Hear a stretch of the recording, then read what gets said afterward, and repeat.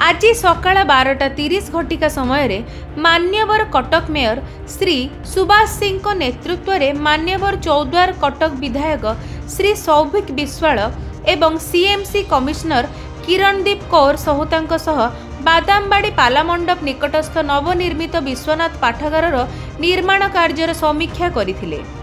कटक महानगर निगम पक्षरु प्राय 50 कोटी विनिमय एक अत्याधुनिक तथा विश्वस्तरीय पाठागार निर्माण करा जाउअछि। नेताजी बस टर्मिनाल निर्माण निमंते विश्वनाथ पाठागार को अन्यत्र स्थान को स्थानांतरित करा जायथिला।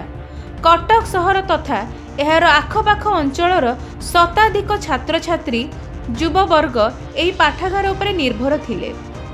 एहाकु नजर रखी कटक महानगर निगम पक्षरु एक संगे प्राय 1500 जन छात्र छात्री एही पाठागार रे पढ़िबार व्यवस्था करा जाउछि।